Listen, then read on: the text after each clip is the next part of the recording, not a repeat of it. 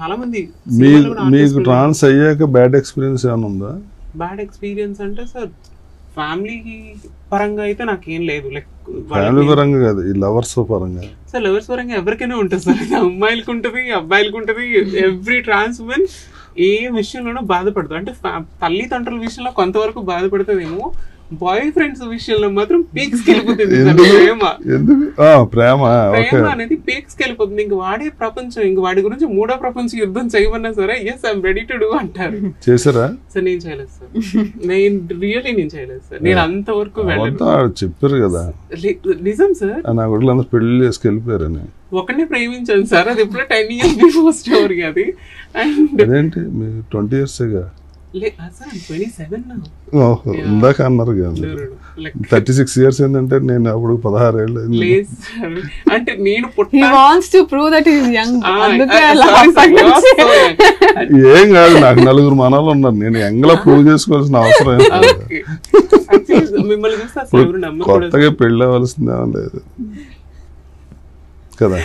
అంతే sir. So అట్లాగనమాట. So ఖచ్చితంగా కాదు, మూడో ప్రపంచ యుద్ధానికి ఇంకా రెడీ అవ్వలేదు మీరు? లేదు సార్, నేను అవ్వలేదు, అవ్వను కూడాను. పందెం అవుతారని రెడీ సార్. నన్ను నాకు అసలు వాటి మీద ఇంట్రెస్ట్ లేదు. బాయ్ ఫ్రెండ్స్ అది క్యాలిక్యులేషన్ ఏమి ఉండదు, ఆల్ ఆఫ్ సడన్ గా ఎవడో తగులుతాడు సెట్. తగలనండి, నేను చూస్తున్నాను సార్, బికాస్ బోర్ కొడుతుంది లైఫ్ అంతా. I want go with him out, like మంచి ప్లేసెస్ చూడాలని అది నాకు కూడా ఉంది. But it's okay, time will decide everything.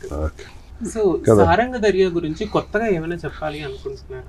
కొత్తగా ఏం చెప్దాం అనుకుంటున్నా అంటే, ఈ సినిమాకి ఎంత అయింది అంత అయింది, ఎక్కడ తీసాం అక్కడ తీసాం అని ఏం చెప్పదలుచుకోలేదు.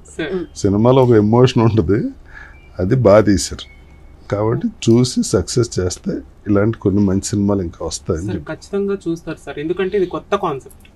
మూవీ కాన్సెప్ట్ చాలా కొత్తగా ఉంది. అండ్ అందులోనూ ఒక అమ్మాయిని ట్రాన్స్ ఉమెన్ గా చూపించడం, this is the first movie in Telugu, whole India తెలుగులోని. సో దిస్ ఇస్ అబ్బాయిలు చాలా మంది తెలుగు మూవీస్ లో చేశారు కానీ అమ్మాయి చేయడం అనేది this is the first time. So I hope ఈ పైగా మీరు ఫస్ట్ టైం యాంకరింగ్ చేయటం, అది ఇంకా నేను కూడా ఫస్ట్ టైం హోస్టింగ్ చేస్తాను. నాకు కూడా భయంగానే ఉంది.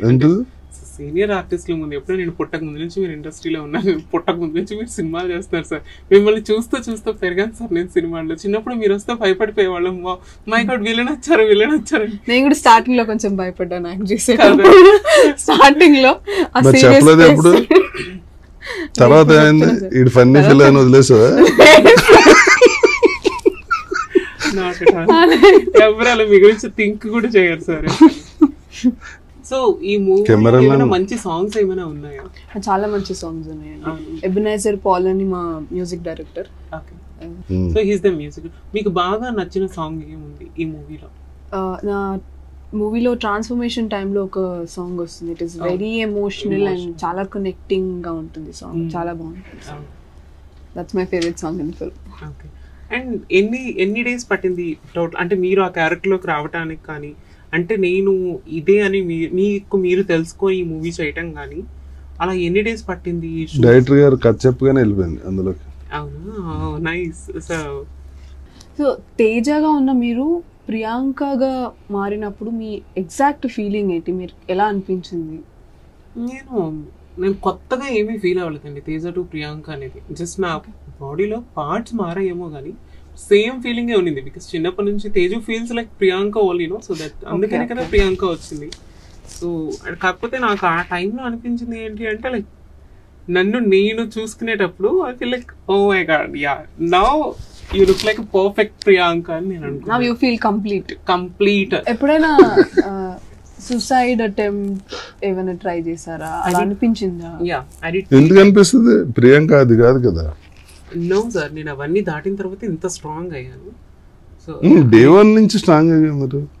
స్ట్రాంగ్ అంటే ఎంత డే డెసిషన్స్ అనేవి తీసుకునేంత స్ట్రాంగ్ కాదు. అంటే మొండిగా ఉండిపోయేదాన్ని. వీళ్ళు కొడతారా కొట్టని, తిడతారా తిట్టని, లేకపోతే ఎవరేమనుకుంటారు అనుకునే అని వాళ్ళు ఎదురుగా ధైర్యంగా ఉండేదాన్ని. కానీ బట్ నేను ఒంటరిగా ఉండేటప్పుడు I only know that pain. Like నాకు మాత్రమే తెలుసు. నేను ఈవెన్ నేను ఇది మీడియా ముందు చెప్పొచ్చో చెప్పకూడదో తెలియదు. చెప్పండి, ఇట్లాంటి ఐడియాలు అయితే నేను ఎవరికి ఇవ్వను, అసలు ఫాలో కూడా కాకండి. నా మీద నేను కిరోసిన్ పోసుకొని నా బాడీ అంతా బర్న్ అయ్యేలాగా నేను చేసుకున్నాను. ఒకటి. 2 ఎస్ సార్. అండ్ ఆల్మోస్ట్ నా ఫేస్ హాఫ్ వరకు కూడా కాలిపోయింది. And after that I came Hyderabad and I took many treatments. So దాని తర్వాత నేను ఇలా ఉన్నాను. మేబీ నాకు ఫైర్ యాక్సిడెంట్ అవ్వకుండా ఉంటుంటే మేబీ నేను ఇంకా బాగుండేదాన్నేమో అనేది నాకు ఎవ్రీథింగ్ నేను రెడీ అయ్యే, నేను అద్దంలో చూసుకున్న ఎవ్రీ టైం నేను అనుకుంటూ ఉంటాను. సో అదొకటి. అండ్ ఇంకొకటి ఏంటి అంటే నేను ఫర్ ఏ బాయ్ ఫ్రెండ్ కోసం స్లీపింగ్ పిల్స్ తీసేసుకున్నాను. ఇట్స్ లైక్ ఇంకొక 1 hourలో నేను హాస్పిటల్లో అడ్మిట్ అవ్వకపోయింటే, నా ఫ్రెండ్స్ నన్ను అడ్మిట్ చేయకపోయిందంటే మేబీ ప్రియాంక ఇవాళ మీ ముందు ఈ సారంగ తెగే సినిమాకి ఇంటర్వ్యూ చేసేది కాదేమో. మరి 3వ ప్రపంచ యుద్ధం రెడీ అయ్యారంటే ఎప్పుడు లేదన్నారు సార్. దాని తర్వాత ఇంకా ఆగిపోయాను సార్. ఇంకా చెయ్యకూడదు ఇలాంటివి వర్త్లెస్ పీపుల్ గురించి. మన వర్త్ని మనం పాడు చేసుకోకూడదు అని చెప్పేసి నేను తెలుసుకున్నాను. సో అప్పటి నుంచి I never think about that kind of things అనమాట. అసలు అలాంటి ఆలోచనలు కూడా మనం మనసులోకి రాకూడదు అని చెప్పేసి నేను అనుకున్నాను. అండ్ సక్సెస్తోనే ఏదైనా ఎవరికైనా సమాధానం చెప్పాలి. మనకంటూ ఒక వర్త్ ఉంటుంది. మన వర్త్ అనేది ఎదుటి వాళ్ళకి చూపిస్తేనే కదా ఓ మై గాడ్ ప్రియాంక నేను లాస్ అయ్యాను అనేది అనుకోవాలి. Not only Priyanka, like me many people.